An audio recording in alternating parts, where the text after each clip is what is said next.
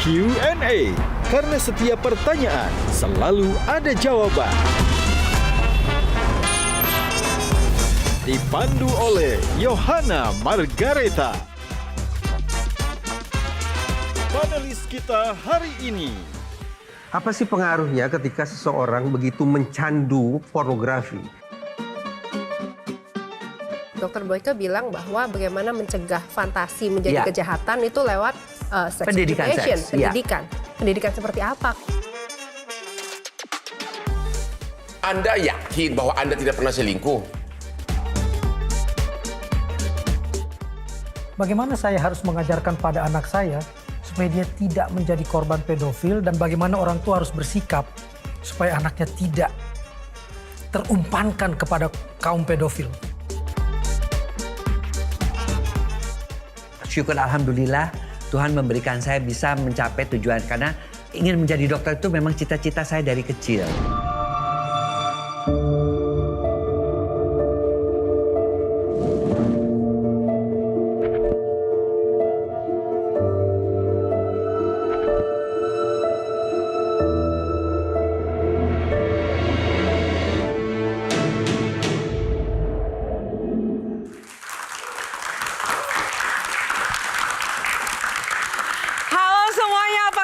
Jumpa lagi di Q&A karena setiap pertanyaan selalu ada jawaban. Ya teman-teman, terima kasih. Dan untuk Anda pemirsa, jumpa lagi bersama saya Yohana Margareta dalam program paling spesial Metro TV Q&A. Dan kali ini seperti biasa saya tidak sendiri, ada para panelis yang akan menghipnotis malam kita pada kali ini. Siapakah mereka? Kita berikan tepuk tangan yang paling meriah untuk Mas Reza Indragiri, psikolog forensik kita.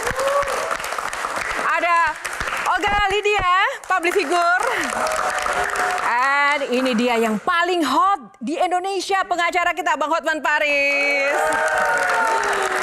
Tak lengkap tanpa sosok penulis dan jurnalis kita, Kang Maman. Dan teman-teman dari komunitas Ikra Jakarta, tepuk tangan dong. Kali ini akan sangat berbeda dan lebih hangat untuk Anda semuanya karena kita akan menghadirkan sosok inspiratif. Namun kali ini dari dunia kesehatan. Sosok seksolog ternama ini tentu tidak asing bagi sebagian masyarakat Indonesia. Ia sering tampil di layar kaca untuk mengedukasi secara gamblang dan juga blak-blakan mengenai kesehatan seksual. Lalu bagaimana sepak terjang karirnya dan bagaimana ia menanggapi berbagai kasus kekerasan seksual termasuk pelecehan seksual yang masih terjadi di Indonesia. Langsung saja inilah dia, kita sambut Dr. Boyke Dianugraha.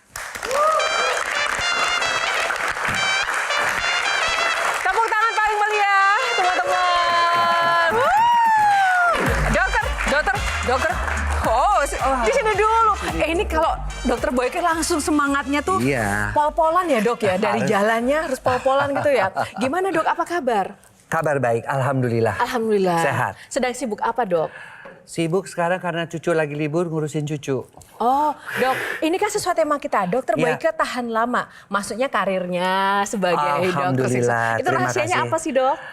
Rahasianya saya mencintai profesi saya sebagai seorang ginekolog dan seksolog. Itu aja. Oh gitu ya dok ya. Nah dok, ini ada titipan pertanyaan ini dari teman-teman. Tapi harus dijawab cepat ya dok ya. Dokter Boyke pilih timun atau terong untuk lalapan maksudnya? Terong. Terong itu dulu orang Belanda mengatakan jangan makan terong karena bisa loyo. Tetapi ternyata terong itu justru bagus untuk seks. Oh wow, hotel atau villa untuk liburan? Villa. Tipis atau tebal nih dompetnya dokter maksudnya nih? Iya, tebal. Karena tebal itu lebih kerasa. Atas atau bawah? Lebih enak di atas. Begitu ya, tepuk tangan untuk Dokter Boyke. Tapi tunggu, sebelum duduk ya. Saya mau teman-teman panelis, kalau melihat Dokter Boyke itu satu kata yang terlintas apa Kang Maman? Seks. Oh, seks. Kalau Kak Olga? Fun. Bang Reza? Saya terus terang teringat Fufu Fafa jadinya. Kok bisa? Oke. Bang Hotman satu kata. Teori-teori seksnya termasuk vulgar. Oh, vulgar berarti ya. Tepuk tangan untuk dokter. Silakan dok. Oke. Dok, di Q&A kali ini seperti biasa berbeda ya. ada 9 box, tapi nanti kita akan buka secara random saja jumlah boxnya. Nanti terserah hostnya ya dok ya. Di dalamnya akan ada topik yang akan kita bahas bersama. Siap dok? Oke. Kita buka dulu. Ini ada 9 boxnya teman-teman. Oke langsung saja. Nomor berapa yang dipilih untuk box pertama? 2. Kita buka box nomor 2 pilihan Dr. Boyke. Apa isinya? Box nomor 2. Fantasi. Baik, sebelum saya serahkan ke para panelis yang luar biasa, Ya. dok saya mau tahu tanggapan dokter. Kan akhir-akhir ini banyak sering terjadi kasus kekerasan seksual. Menurut dokter, apa sih penyebab utama dari kacamata seorang Dr. Boyke? Ya mereka pertama tidak mendapatkan pendidikan seks, kemudian fantasi-fantasi itu betul.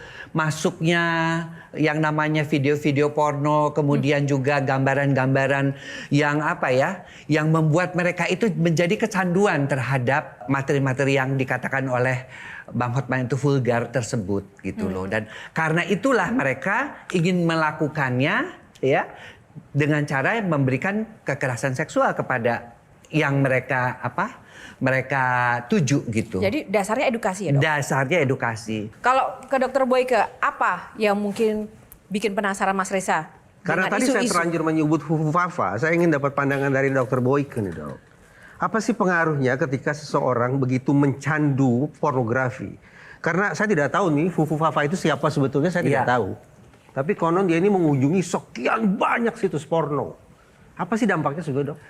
Jadi yang namanya situs porno itu adalah kita kalau kecanduan itu namanya otak tengah lobus frontalis itu akan terpengaruh ya karena terlalu banyak oksitosin hormon cinta tuh kan masuk terus-terusan akhirnya seorang yang kecanduan seks tersebut tidak bisa melihat masa depan, tidak bisa memberikan keputusan-keputusan, tidak bisa bersikap bijaksana karena antara otak kiri dan otak kanannya sudah kacau. Tidak bisa melihat masa depan, tidak bisa membuat keputusan, kehilangan sikap bijaksana. Kalau dia jadi kepala rumah tangga bagaimana kejadian? Saya tidak menyebut kepala negara ya, tidak sama sekali tidak. Saya menyebut kepala rumah tangga. Kalau dia jadi kepala rumah tangga maka dia itu tidak tahu mau dibawa kemana nih rumah tangga ini karena dia tidak bisa melihat masa depan.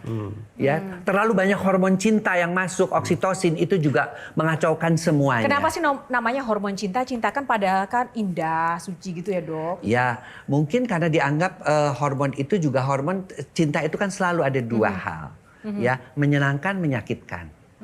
Nah, di antara senang dan sakit itulah sebenarnya bergerak. Karena kalau kita juga ngomongin masalah cinta, itu nggak selalu menyenangkan saja. Kak Olga.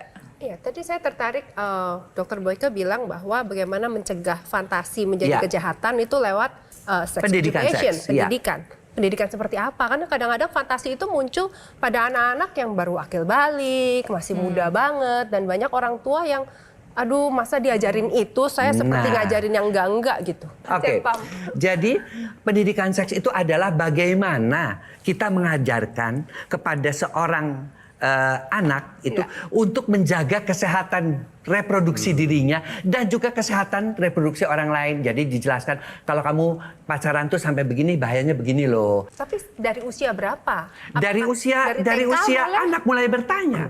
Anak mulai bertanya dengan seks itu kita harus sudah mulai menjelaskan. Kalau saya melihat dari kasus-kasus yang saya pegang, kekerasan seksual terhadap anak maupun sekitarnya banyak karena faktor ekonomi yang dia tidak mampu menyalurkannya dengan cara kemampuan ekonomi. Misalnya dia banyak pacar atau ada pilihan. Itu terutama. Faktor ekonomi sangat menentukan. Bukan hanya faktor ekonomi sebenarnya Bang Hotman, tapi juga faktor bagaimana dia melihat keluarganya. Kalau dia melihat mamanya sering dipukul waktu dia masih kecil nih, dia melihat bahwa status wanita itu statusnya adalah lebih rendah daripada pria pada keluarga-keluarga yang sangat patriarkal, maka kekerasan seksual pada anak laki-laki terhadap anak perempuan ketika dia menikah dia akan berlaku seperti itu juga kepada istrinya.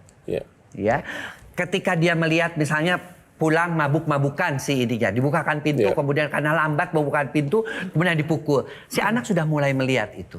Dan itu akan terbawa sampai ketika dia menjadi dewasa. Jadi selain faktor ekonomi juga ada faktor bagaimana kekerasan itu dia lihat pada keluarganya. Karena anak itu pada dasarnya mencontoh kehidupan orang tuanya. Oke, Itu yang saya sering lihat di dalam kasus konsultasi. Indonesia jadi salah satu negara tujuan pedofil Ya. terbesar di dunia.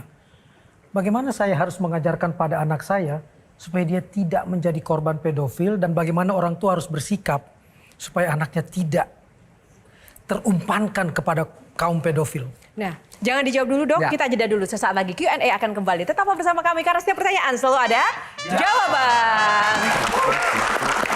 3 pernikahan anak-anaknya Dokter Boyko tuh yang nangisnya kenceng bapaknya bukan ibunya. Oh iya benar.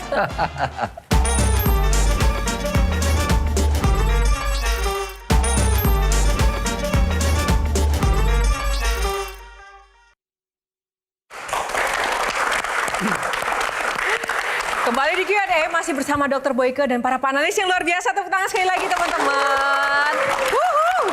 Nah, Dr. Boyke melanjutkan tadi pertanyaan Kang Maman ya yang belum terjawab. Bagaimana caranya agar kita mengedukasi anak-anak agar tidak tersesat menjadi korban pedofil? Bagaimana? Ya, pertama anak-anak itu harus diberitahu bahwa tidak semua orang itu baik, terutama mereka-mereka yang mau masuk ke TK, mau masuk ke SD.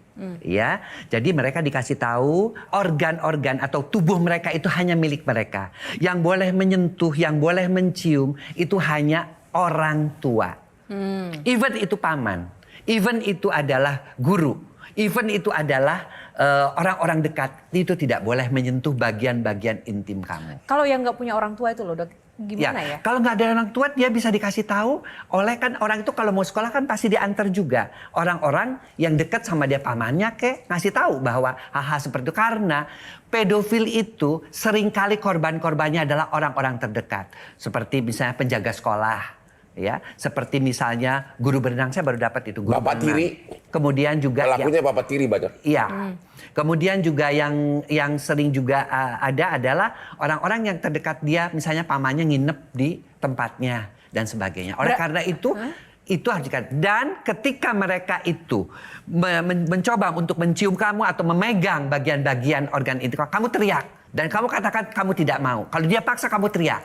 Artinya sebenarnya kalau di sini yang perlu diedukasi bukan hanya anak-anak tapi orang tua juga. Orang tuanya masyarakat juga. Masyarakat tanggung jawab negara orang juga tuanya ya. juga. Jika ada ya, prioritas saya peduli dengan hal ini. melakukan edukasi itu ketika anak saya masuk ke SD. Ya, sampai saya dipanggil oleh kepala sekolah. Dokter Boyke, anak dokterku kok galak sekali.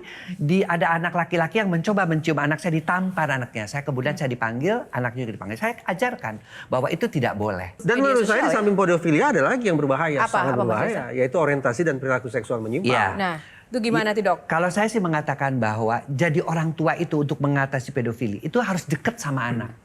Karena sepanjang yang saya tahu juga adalah saking sibuknya orang tua tuh mereka itu melepaskan anak begitu saja.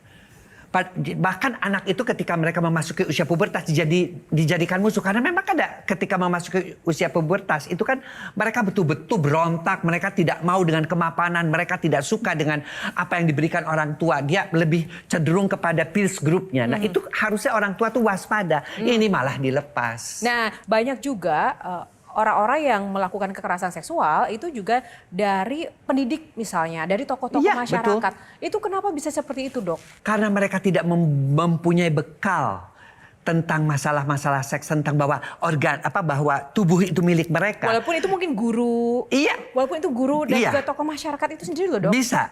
Karena dia merasa begitu, yang namanya guru juga tetap punya nafsu seks. Mohon maaf ya di lembaga-lembaga keagamaan. Dan lembaga-lembaga keagamaan itu kan kadang tertutup.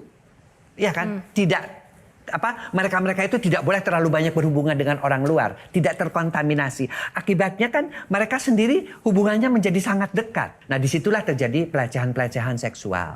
Silakan apakah kalau begitu bisa disimpulkan bahwa kekerasan seksual itu berhubungan erat dengan ketimpangan antara posisi yang lebih tinggi dan lebih lemah gitu, Ya, lebih kuat dan lebih lemah. Selalu akan begitu ya. Ya, Pak, bisa saja pelecehan seksual itu mohon maaf ya, dokter dengan suster kan selalu begitu. Pengusaha dengan sekretaris ya selalu seperti itu. Selalu mereka ditempatkan di posisi yang rendah. Tapi sebentar. Lawannya sebagai siapa? perempuan. Kang Maman tahan dulu nanti aja ya Kang Maman bagiannya. Silakan. Bukan masalah pengusaha, bukan masalah sukses atau enggak, tapi seorang laki-laki itu bisa nggak sih menahan nafsunya? Karena kan ini berlaku pada misalnya remaja kan sudah punya nafsu juga. Apa kemudian dia mau nyimpen juga perempuan di apartemen? Dia Kan nggak nggak mampu. mungkin. Maksudnya secara kesehatan bisakah seorang remaja yang sudah akil balik memiliki nafsu menahan nafsunya? Bisa. Sehat nggak? Tetap Sehat. sehat. Kita tahan dulu ya. Iya. Sudah pemanasannya di box 1, masih ada box lagi teman-teman. Kita buka box kedua dulu. Iya. Nomor berapa? Nomor 4. Nomor 4. Dokter suka nomor genap ya, 2, 4. Iya. Ada filosofinya dok. Rumah keong.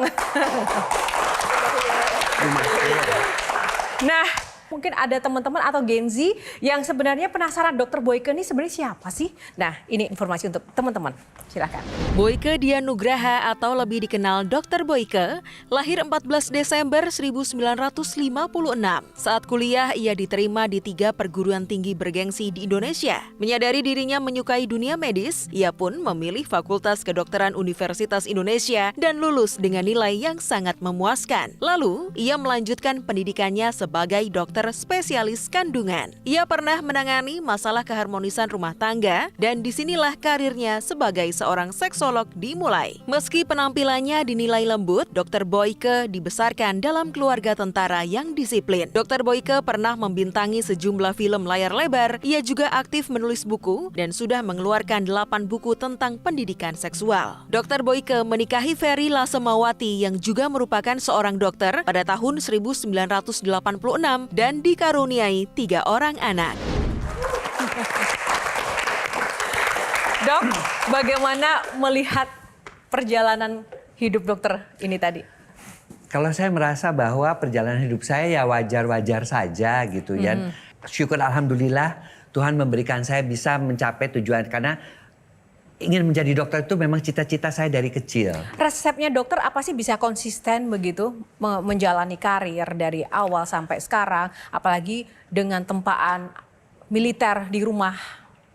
Iya, karena jadi begini, di keluarga kami itu tidak ada yang dokter, ya. Sementara waktu itu banyak yang sakit. Nah, orang tua saya itu pengen banget ada anaknya yang jadi dokter. Dan saya sempat melihat dulu film yang namanya Dr. Kildare. Dan saya melihat Dr. Kildare itu seorang dokter tapi dia bisa main musik, bisa deket dengan orang-orang. Saya pengen banget bisa seperti itu. Waktu awal pengen jadi dokter apa? Apakah sudah dokter jadi kandungan? ketika saya di puskesmas kan dulu harus ada WKS pertama. Itu sebagai dokter itu bisa punya SIP kalau dia 3 tahun di daerah. Dan saya pernah ditempatkan di Lampung, puskesmas Kecamatan Pas Lampung Selatan. Itu belum ada listrik, belum ada air.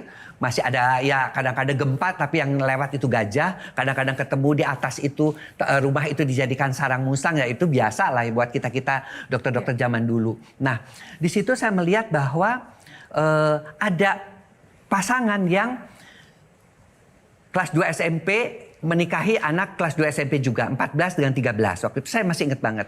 Dan ternyata 2 tahun nggak bisa punya anak. Ternyata mereka melakukan hubungan seksnya bukan yang wajar, ya Mr. P dengan Miss V, tapi di puser. Sampai dia bilang, dokter kenapa ya saya nggak bisa punya anak padahal puser istri saya itu sampai udah merah, katanya sudah kesakitan. Nah ternyata dia melakukannya di situ saking tidak adanya pendidikan seks. Kenyataan. Di situ itu kenyataan. Itu adalah kenyataan yang saya nggak pernah lupa. Dari situlah saya mengambil bagian apa saya harus mengambil. Ternyata di bagian itu ada namanya bagian obstetrik ginekologi sosial. Makanya saya ingin sekali menjadi seorang ginekolog tapi yang sosial, artinya yang bisa memberikan edukasi kepada masyarakat. Satu hal tentang Dr. Boyke adalah dia adalah sosok pekerja keras dan juga tangguh.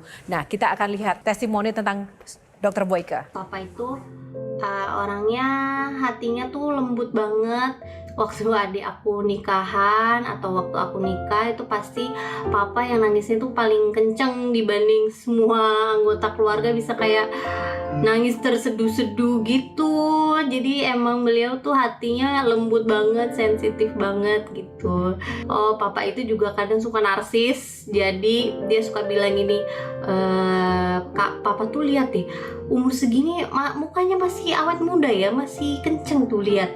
Suka kayak gitu. Jadi kita semua sih cuman iya Pak, biar cepet aja gitu. Tapi emang beliau mukanya emang masih bagus sih, masih awet muda untuk umur yang nggak muda lagi gitu. Terus ya pokoknya semoga papa selalu bahagia, selalu diberkahi rahmat rezeki yang banyak oleh Allah, selalu dalam lindungan Allah. Ya pokoknya kita semua selalu doa yang terbaik buat Papa karena kita sayang sama Papa. Bye. Silakan dok, gimana tadi? Ya, mungkin karena saya juga dekat sama anak-anak ya. Dia itu waktu itu pernah nge-DM saya. Dia itu waktu SMA kan ke Amerika. Dapat beasiswa yang 1 tahun itu. Program 1 tahun. Dan dia mengatakan, Papa aku sedih banget, aku sendirian. Saya pergi ke sana. Saya tinggalin semua, saya pergi ke sana untuk nemenin dia. Kalau ada pertanyaan karir atau keluarga dok? Saya nomor 1 keluarga. Anak-anak sempat ngomong begini. Ketika anak-anak tuh nggak ada waktu dengan saya, dia bilang, Papa, aku nggak butuh uang Papa. Aku butuh, kalau aku ada masalah, aku pengen Papa tuh ada di dekat aku. Nah itu yang membuat makanya saya sempat berhenti ketika anak saya tidak mau belajar dan tidak mau sekolah. Yang paling bungsu itu sempat tidak mau belajar dan tidak mau sekolah. Nah disitulah saya akhirnya membalas dendamnya. Setiap kali lebaran saya dengan anak saya yang laki-laki itu saya naik gunung, saya ke Afrika Selatan, saya ke Swiss, saya kemana cuma sama anak yang laki itu. Karena dia yang merasa paling kekurangan perhatian dari saya. 3 pernikahan anak-anaknya Dokter Boyko tuh yang nangisnya kenceng bapaknya bukan ibunya. Oh iya benar. Karena mungkin saya selalu melihat kasus-kasus pernikahan yang sering sekali bercerai ya, apalagi ketika Covid itu ya, hanya karena pasangannya pilot, kemudian gajinya tinggal 25%, kemudian dicerai. Jadi saya merasa juga ketika anak saya menikah ini akan sebaik ini, akan sebahagia ini ke anak saya. Karena saya merasa ketika anak-anak saya dibesarkan oleh saya dan istri, itu mereka artinya mendapatkan semuanya lah. Kasih sayang, apapun kita berikan. Sampai saya tanya, jangan, kalau kamu tidak suka pada anak saya, tolong kembalikan. Jangan kamu sakiti. Karena saya sangat menyayangi anak-anak saya. Saya mengatakan ke semua, ketiga. Dan saya memang selalu menangis. Dan itu sampai saya dibilang sama teman-teman saya, kan ada teman-teman saya dokter juga datang. Lu kalah deh. Ferry aja bini lo nggak nangis, kok lo sampai nangisnya nangis bombay. Saya bukan nangis karena saya membayangkan begitu. Istri saya sih tenang aja, apalagi ketika sungkem minta izin gitu tuh langsung air mata tuh udah ini karena dia minta izinkan saya menikah dengan orang yang saya cintai yang begini. Saya di situ timbul pertanyaan saya, apakah dia akan bahagia? Apakah dia laki-laki itu bisa menjaga anak saya, terutama anak perempuan ya seperti itu. Waktu anak dokter masuk rumah sakit untuk melahirkan, dokter ikut mendampingi? Anak-anak saya melahirkan, saya dampingi. Tapi yang operasi sesar adalah senior guru saya. Tapi saya mengangkat anak dan sebagainya. Karena tidak boleh, ada aturan juga. Karena ketika operasi itu ada faktor emosi. Jadi paling saya boleh mendampingi, melihat, nangis kemudian lagi. Pada saat itu ya sedih tapi tidak sampai nangis. Pertanyaan saya, selama karir Anda puluhan tahun, pernah nggak Anda terapkan teorimu kepada wanita lain di luar istri?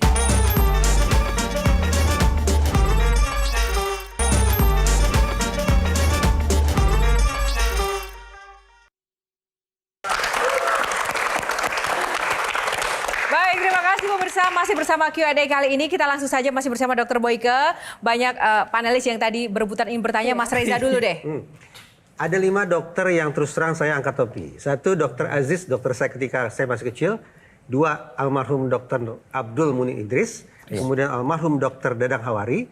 Kemudian Dokter Soeharto, dokter pribadi Bung Karno. Dan terus terang di depan saya Dokter Boyko. Terima kasih. Kenapa Mas Reza?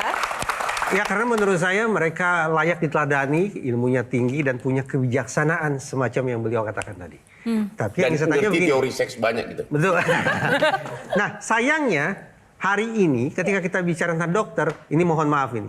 Justru ada peristiwa sedih. Dokter yang maaf dan kabarnya mendapatkan perlakuan yang tidak pantas oleh para seniornya. Pertanyaan saya dok, dulu ketika dokter sekolah mengalami situasi yang sama tidak dok? Saya hampir keluar dari dokter kandungan.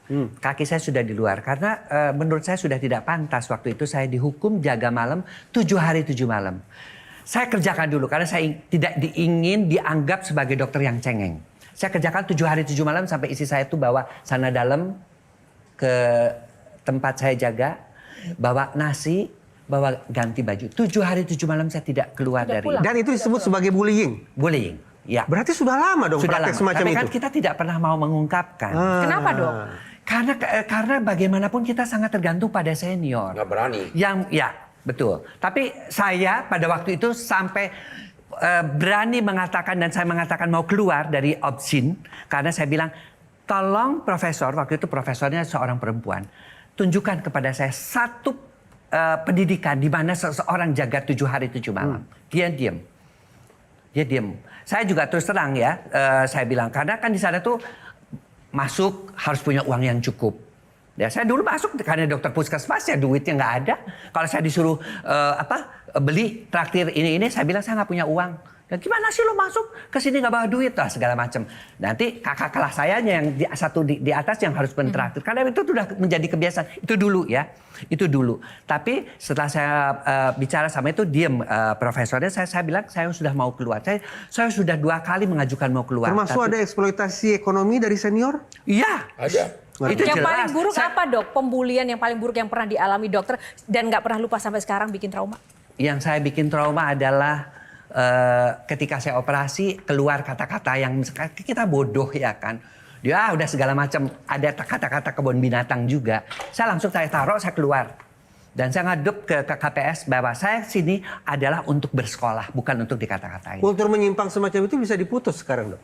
Menurut dokter memungkinkan nggak? Memungkinkan untuk diputus. Asal ya artinya hukumannya jelas. Gitu. Tapi kita juga dibilang, lo lembek dan sebagainya. Kan selalu dibilang gitu. Itu tujuannya supaya lo tuh kuat. Lo tuh masa 7 hari 7 malam dibikin kita kuat. Yang jelas saya jalan aja udah ngelayang kok. Apa yang bikin dokter akhirnya nggak jadi keluar? Nggak jadi keluar karena di asisten itu ada yang namanya PAUGI. PAUGI itu Persatuan Asisten Obstetrik. Jadi yang belum selesai. Nah itu orangnya bijaksana sekali. Kalau boleh saya sebut namanya Dr. Bambang Gunawan. Ya Bambang Gunawan itu, boy lu tahan deh. Gua ngerti lo tuh sakit hati atau apa, tapi lo tahan. Karena mungkin maksud mereka juga, pertama juga mereka sudah tidak suka dengan nama saya. Saya harus ganti nama. Tidak boleh Boyke Dianugrah. Boyke itu nama barat. Jadi dipikirnya ke-nya itu adalah anak manja. Jadi sementara dokter obstetrik itu harus yang kuat gitu ya. Harus yang tough gitu. Jadi ya itu juga udah pembulian, tapi menurut saya ya udah karena dibujuk oleh dia, saya pikir ya kasihan juga sama orang tua lo kan mengharapkan lo jadi dokter, lo tahan. Akhirnya ya saya tahan juga dengan bantuan, jadi dilindungi juga oleh karena buat mereka juga kalau kita keluar gara-gara pembulian itu mereka juga akan malu. Saya disebutkan ahli karena saya menguasai teori dan praktek hukum. Oke. Anda sebagai ahli seks, saya melihat Anda itu normal, punya istri, berarti Anda punya nafsu. Pertanyaan saya, selama karir Anda puluhan tahun, pernah nggak Anda terapkan teorimu kepada wanita lain di luar istri? Kepada wanita lain tidak. Hah? Tidak. Anda punya nafsu? Saya punya nafsu. Orang kalau Anda juga misalnya melakukan pemeriksaan kepada pasien-pasien dokter kandungan, apalagi mohon maaf ya cantik dan sebagainya, kita pasti punya nafsu. Tapi kan kita bisa mengekangnya. Kelebihan daripada seorang manusia itu adalah dia bisa mengendalikan hawa nafsunya. Itu saya diajarkan. Makanya, dengar itu. dengerin Bang Hotman. Gimana sih? Dengar itu. Saya belum percaya. Belum percaya? Saya nggak percaya. Oke. Saya tidak mengatakan begitu lihat yang cantik langsung dilakukan, enggak. Sebagai manusia normal, pernah nggak Anda jatuh cinta di luar istri? Jatuh cinta pernah dong, itu wajar. Bentar dulu. Kalau Anda pernah jatuh cinta dan Anda juga laki-laki yang punya nafsu, Anda yakin bahwa Anda tidak pernah selingkuh? Saya yakin. Karena apa? Karena cinta tidak selalu harus diakhiri dengan seks. Kita boleh seneng, kita boleh baik dengan orang, tapi kan kita tidak harus selalu mengakhiri, ayo kita ke kamar tidur, gue suka sama lo suka sama gue udah punya istri, lo juga udah punya istri, tapi kita nggak usah ini. Itu nama kita one night stand aja. Itu kan satu dari sejuta orang yang mungkin. Tapi ada, mungkin dia satu dari sejuta itu Bang Hotman. Karena tergantung daripada teman-temannya Bang Hotman sendiri. Bukan dari dalam diri kita sebagai laki-laki normal. Ya dari dalam diri kita kan kita bisa mengatur. Udahlah Bang, Oke. aja susah. Kang Maman, pendengar nih. Silakan Kang Maman. Iya, Kang Maman. Itu yang tadi saya bayangkan, yang datang ke klinik Pak Sutri, lebih banyak yang setia istrinya atau suaminya? Dari data-data, ini data penelitian juga, ataupun yang datang dari Pak Sutri. Kalau dari data kita, 2 di antara 5 wanita berselingkuh. Tapi kalau dari datanya laki-laki, 2 di antara 3 selingkuh. Jadi ya mudah-mudahan saya bisa masuk yang sepertiganya. Jadi tidak semua Bang Hotman harus 100% laki-laki itu berselingkuh, tidak. Apa yang pernah dokter tangani sih dari pasien-pasien itu? Jenis-jenis kasus untuk seksual. Sadis masochis? Sadomasochis. Sadis masochis, jadi wanita itu dipukuli, tapi ketika saya suruh cerai dia tidak mau. Kalau yang harus nonton dulu dan Harus minta nonton pasangannya dulu ada, bermain. itu ada juga. Ya. Ada juga, ada yang dirinya dia harus nonton dulu dengan dengan istrinya, tapi ada juga dengan dia diam-diam sendiri nonton hubungan seks dengan wanita-wanita Itu yang lain. termasuk penyakit psikologi atau gimana, Dok? Itu termasuk penyimpangan seksual. Ada apa yang bermasalah dalam dirinya? Ya pastinya kalau kita mau kulik itu pasti apakah dia dibully waktu masih kecil. Nah, bicara soal bully, Dok. Yang saat ini kata-kata bully dan bullying ini kan lagi ngetren. Seolah-olah sebenarnya dasar dari segala masalah mental ini bullying begitu. Bullying. Karena kan bullying itu hanya begini aja. Kamu tuh lebih bodoh sih daripada kakak kamu. Itu sudah bullying. Jadi anak-anak itu sangat sensitif ya menerima apa perlakuan-perlakuan. Oh, kamu sih anak bapak. Ini sih anak mama, itu nggak boleh. Apa batasannya seperti apa bullying dan juga penggojolokan mental misalnya? Kalau untuk di rumah biasanya kan juga orang tua memang harus tegas, keras begitu. Iya. Tapi sekarang kan seolah-olah menjadi rancu begitu, Dok. Batasan-batasan itu. Batasannya saya selalu mengatakan ketika kamu mengatakan begitu, melakukan tindakan itu ada dasar cinta, ada dasar kasih nggak? Kalau kamu nggak ada punya dasar itu, hanya karena kamu melampiaskan itu tidak ada dasar, maka kamu itu tetap bullying. Oke, tepuk tangan untuk dokter Boy. Aduh, semakin menarik ya teman-teman. Oh, Kak Olga. Ya. Antara pasangan yang setia dan pasangan yang berselingkuh secara ilmu kesehatan di luar moral, etika dan sebagainya, lebih sehat yang mana atau sama saja? Lebih sehat yang tidak berselingkuh. Yang setia? Ya. Karena kalau berselingkuh itu dengar dulu dari data-data yang kita, hampir 70% kasus-kasus narkoba, 30% memang bukan, 70% kasus-kasus narkoba itu berasal dari orang tua yang berselingkuh atau bercerai. Kemudian dokter juga menangani kasus-kasus hamil di luar nikah. Itu kalau kita tanya, itu juga hampir sekitar 68% yang kita temui itu juga berasal dari keluarga yang tidak harmonis. Keluarga yang berselingkuh, keluarga yang ada KDRT, atau keluarga yang bercerai. Saya keluarganya harmonis banget. Harmonis banget. Oke, iya, justru itu kan. Oke, nanti kita uji Bang Hotman ya, namun kita jeda dulu sesaat lagi. Kami akan kembali karena Q&A akan segera kembali. Setiap pertanyaan selalu ada jawaban. Mitos yang paling menyesatkan tapi dipercaya banget sama masyarakat. Ukuran menentukan kepuasan.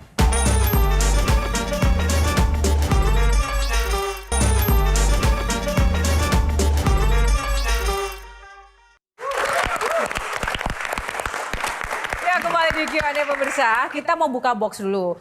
Box selanjutnya box nomor berapa, Dok? Nomor berapa ya? Tadi 2, 4. Dikaliin aja deh, 2 kali 4, 8. Tuh kan genap lagi. Kita buka. 8 itu tengah malam. Aduh. Judulnya. Kok bisa genap-genap? Dok, aku mau tanya deh, Dok. Mitos-mitos tentang seksologi itu benar nggak sih? Misalnya kalau pengen anak laki-laki, anak perempuan, harus begini, harus begitu. Atau yang lain-lain itu benar namanya nggak sih? mitos pasti salah. Mitos yang paling menyesatkan tapi dipercaya banget sama masyarakat. Ukuran menentukan kepuasan. Itu tidak ternyata. Itu mitos ya, Dok, ya? Itu mitos. Mitos. Benar itu, ukuran tidak menentukan kepuasan. Benar banget itu. Oh gitu ya, Dok. Jadi seperti apa elaborasinya, Dok? Dijelaskan. Elaborasinya bahwa perempuan itu tidak melihat itu, hanya si pria saja yang mindsetnya seperti itu. Kalau laki-laki itu menyukai ukuran-ukuran is okay. Tapi kalau perempuan tidak. Ternyata yang disukai itu dari data-data berbagai macam penelitian di Perancis, di Inggris itu selalu adalah yang smart, yang kaya. Itulah namanya harisma kan? Ya. Berarti sangat relatif. Dan ya. aku berharisma. Siapa lebih hot yang mana itu relatif ya, Dok. Iya. Nah, kalau ini menurut dokter ini akan seperti apa? Kita mau main hot meter dulu dengan Dokter Boyke ya. Yang pertama, ini hot meter lebih hot mana? Artinya ya, dokter harus memilih. Elrumi, Jeffrey Nicole. Lebih hot. Jeffrey Nicole. Kenapa dok? Jeffrey Nicole itu dari matanya aja udah kelihatan gitu lebih apa ya, lebih tajam begitu. Lebih Kalau tajam, menurut saya, lebih ya. mengundang Ya, begitu. lebih mengundang. Nah, kalau Kak Olga lebih hot mana? Jeffrey Nicole. Kenapa Kak Olga? Memang dia punya karakter yang kuat. Ya. Dan Sex appeal. karismanya kuat. Saya pernah Karismanya. ketemu. Dokter Boyke, Sofia Lajuba atau Wulan Guritno lebih hot mana? Menurut saya lebih hot Wulan Guritno. Kenapa dok? Karena dia lebih apa ya, ada lebih sisi apa ya, alfa Dominan. lebih dominan gitu loh. Sofia Lajuba enggak? Sofia Lajuba menurut saya sih memang dia seksi tapi nggak terlalu dominan seperti Wulan Guritno. Kalau menurut saya karena dia kan juga menyukai yang pembalap yang begitu. Orang-orangnya lebih apa ya, lebih kalau menurut saya nih. Artinya kesukaan preferensi Kesukaan itu seseorang berbeda-beda juga, gitu, ya. Juga ini ya, Iya. apa namanya bisa dilihat seperti apa Iya. dominasi, Dominasi karisma. wanitanya tipe yang alpha women apa bukan gitu loh. Oke, baik. Kalau Bang Hotman, Kalau dari foto itu saya nggak bisa bedakan. nggak bisa. Dua-duanya hot buat Bang Hotman. Saya nggak tahu apa hot atau tidak. Tapi dua-duanya cantik hanya itu. Ya. Dari jawaban Oke. Bang Hotman semakin kentara beliau ini sebetulnya butuh rehabilitasi ini. Kenapa bisa Mas Reza mengatakan Kenapa bisa begitu? begitu? Berfantasi pun beliau tidak mampu. Oh, berfantasi Iya. tidak mampu. Kan itu pertanyaan fantasi kan. Mana yang lebih katakanlah menggairahkan, mana yang lebih menarik. Berfantasi pun tidak mampu. Nah, harus dicoba dulu baru ketahuan. Karena memang dari pengalaman yang saya alami, sering saya temukan nggak nyangka wanita yang sangat polos ternyata banyak daya tariknya. Jadi kita hanya tahu cewek itu benar-benar hot. Hot itu harus cocok dengan kita dengan by doing. Oke, kita hargai pendapat Bang Hotman. Ya kan? Karena ini kan hot meter, jadi relatif, it's okay. Waduh, Ahmad Dhani dan Once, kalau Kang Maman. Kang Maman dulu sebelum ke Dokter Boyke. Apanya nih? Lebih hot mana? Once. Kenapa Kang Maman? Suaranya saya suka. Suaranya. Kalau Dokter Boyke. Sama. Once. Kenapa? Kan suaranya itu lebih berat. Enggak, Ahmad kalau Dhani dia ya? itu lebih suara, dia lebih menghayati kalau menyanyi tuh. Kalau dari Mas Reza melihat karakteristik dua sosok Sudah ini. jelas ada lagunya. Aku sedang ingin bercinta. Itu Ahmad Dhani. Ahmad Dhani ya. Tapi boleh dijelasin kenapa Ahmad Dhani, Mas Reza? Secara lahiriah menurut saya dia lebih fit. Kemudian juga kepercayaan diri sangat tinggi. Dan saya bayangkan kepercayaan diri itu merupakan amunisi utama bagi Ahmad Dhani untuk menaklukkan kaum Hawa. Oh, tunggu. Rasanya nggak Abdul. Kak Olga dulu deh. Ya. Aku Once because he's smart. Smart. Ahmad Dhani justru jenius, Kak. Dia punya karisma dan kalau kita ketemu he is very cool. Cool. Dan cool terus smart juga gitu. Next. Krisdayanti dan Mulan Jamilan. Dok. Aduh. Ya artinya kalau saya dilihat seperti ini, saya sih lebih menyukai Krisdayanti. Kenapa dok? Krisdayanti itu karena dulu kan pernah sama-sama dari tahun 2000 membintangi salah satu Serial iklan juga gitu loh. Orangnya tuh apa adanya gitu loh. Dan dia terbuka. Kalau menurut saya tidak terlalu mengenal Mulan Jamila ya, tapi saya mengenal dengan Krisdayanti lebih dekat. Jadi dia tuh apa adanya dan dia juga kalau mau mengekspresikan untuk masalah intim dia juga nanya juga nggak malu-malu gitu. Jadi Terbuka. menurut saya lebih terbuka. Oke. Apa Lebih adanya terbuka. itu kadang menjadi sesuatu yang seksi gitu ya di mata sesuatu yang laki-laki ya, seksi. Dok. Berani meminta gitu loh. Berani nyosor duluan gitu loh. Itu menurut saya sih ya? seksi. Seksi. Bang Hotman pilih yang mana? Saya tidak suka wanita coklat.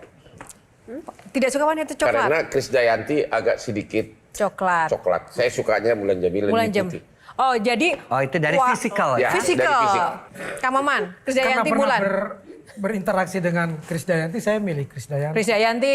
Kalau Bang Reza, Krisdayanti Mulan. Saya terus terang dulu saya sempat terpukau pada Mulan Jamila. Dulu sempat Iya, terpukau. Tapi karena dia memilih Ahmad Dhani ya saya berpindah ke Krisdayanti akhirnya. Oke, sebagai perempuan, Kak Olga. Mengomentari Bang Hotman juga gitu. Ya. Kayaknya rehabilitasinya berhasil ya. Kalau tadi harus dicoba, sekarang mengenal lebih dekat. Itu udah bisa memilih. Uji coba itu kan diawali dengan mengenal lebih dekat. Oke. Jadi masih sama aja kalau gitu ya. Sama aja.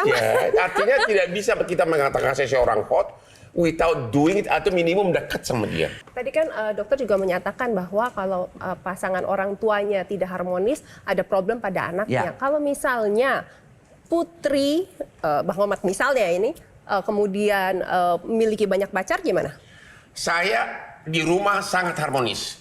Ya. Anda percaya nggak? Ini dasi saya ini tiap pagi yang menyediakan istri saya. Saya hanya bilang saya mau dasi yang ini. Tiap pagi menyediakan sarapan saya baru dia olahraga. Anak saya semua jadi, semua Master of Law dari London, semua jadi. Istri saya notaris. Ya. Tapi nggak boleh juga, boleh atau nggak boleh? Kenapa?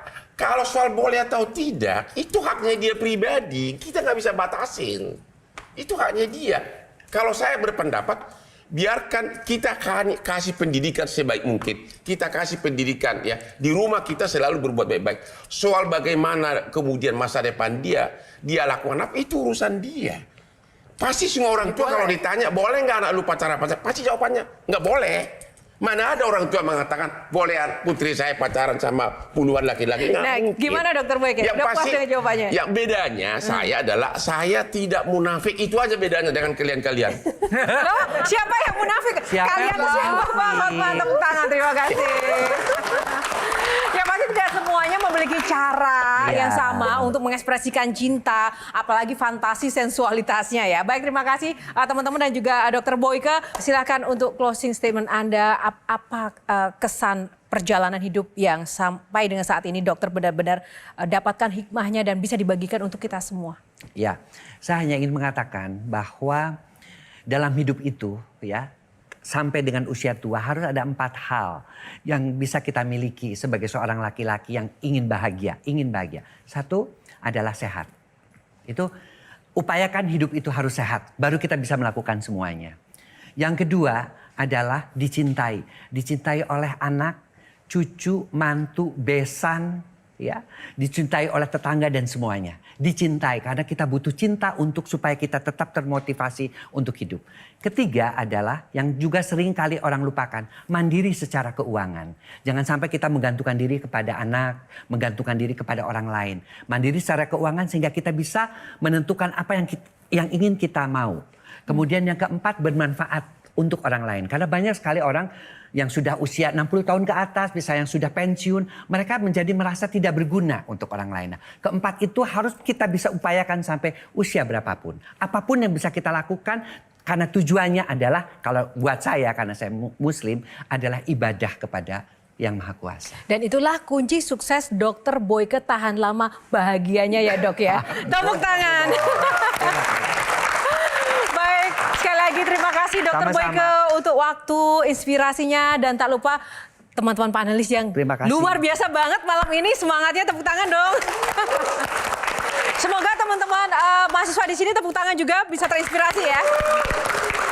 Dan apalagi pemirsa, semoga episode kali ini menambah pengetahuan dan juga inspirasi Anda. Q&A masih akan hadir dengan cerita-cerita dan juga kisah inspiratif lainnya untuk Anda di episode-episode selanjutnya. Saya Yohana Margareta, undur diri, sampai jumpa. Karena setiap pertanyaan selalu ada jawaban. Sampai jumpa lagi. Terima kasih dokter, keren banget. Boleh saling bersalaman dulu, boleh?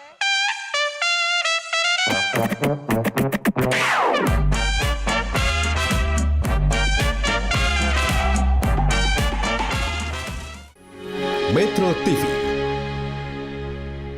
Jelajahi cara baru mendapatkan informasi. Download Metro TV Extend sekarang.